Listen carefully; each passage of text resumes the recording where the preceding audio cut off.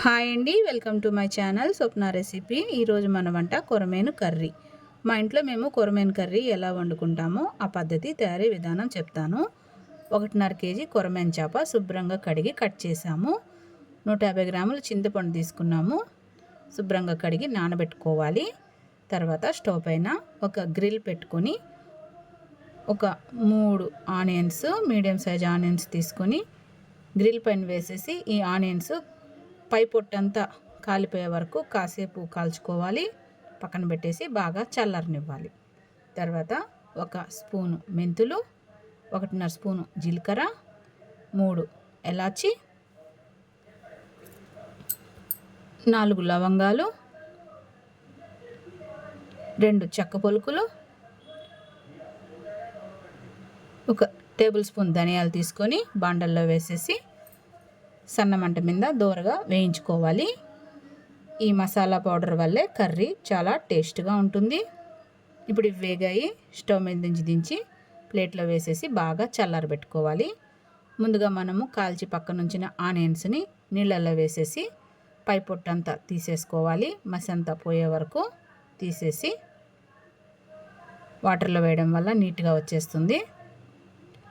ఇలా తీసేసుకోవాలి. చాక్తో 2 sides cut చేసేసుకోవాలి.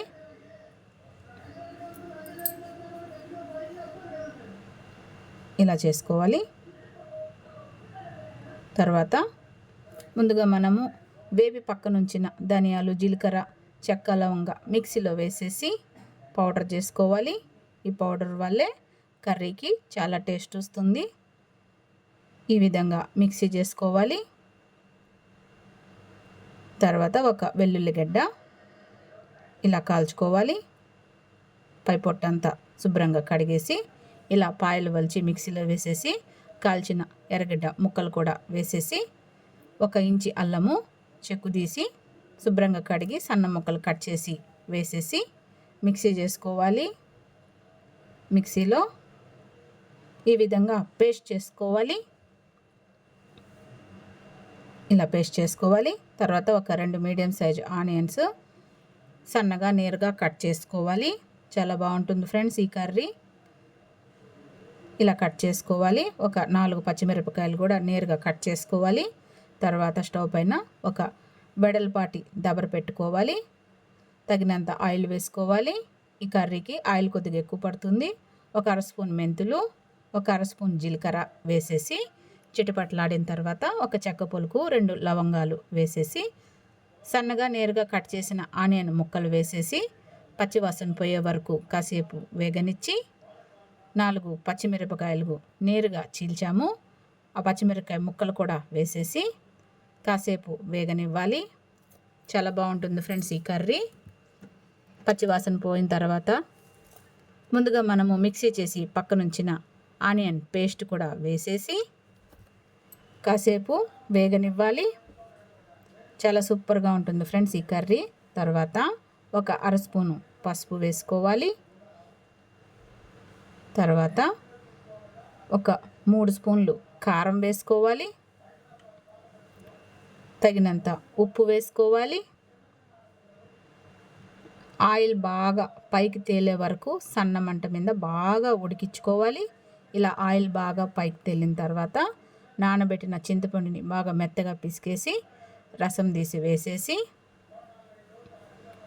తగినంత వాటర్ కూడా వేసుకొని ఒకసారి బాగా కలిపేసి బాగా తెల్లనివ్వాలి. ఇలా తెల్లుతున్నప్పుడు కడిగి కట్ చేసి పక్కనుంచిన కొరమేను చేప ముక్కలు ఒక్కొక్కటిగా కర్రీలో వేసేసుకోవాలి. చాలా బాగుంటుంది ఫ్రెండ్స్ ఈ కర్రీ. చేప ముక్కలన్నీ వేసేసుకోవాలి. తర్వాత మొట్టమొదట మాత్రమే మనము గంటి పెట్టి ఒకసారి కలుపుకోవాలి. తర్వాత ఇంకా గంటి పెట్టకూడదు. మూత పెట్టేసి ఒకసారి బాగా తెల్లనివ్వాలి.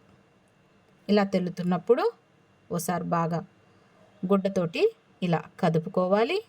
ఇంకా గంటి అన్నదే పెట్టకూడదు ఫ్రెండ్స్. ఒకసారి బాగా కలిపేసి 2 రెమ్మల కరివేపాకు వేసేసి సన్న మంట మీద మూత పెట్టేసి 20 నిమిషాలు ఉడికించుకోవాలి.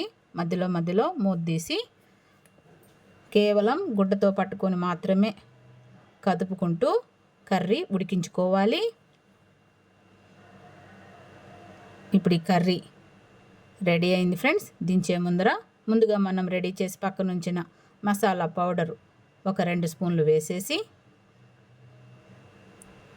ఒక గుప్పెడు కొత్తిమీర చల్లేసి ఒకసారి క్లాత్ తోటి కదుపుకొని స్టవ్ మీద నుంచి దించి 1 గంట తర్వాత తింటే సూపర్గా ఉంటుంది. కొరమైన కర్రీ నచ్చితే లైక్ చేసి సబ్స్క్రైబ్ చేసుకోండి.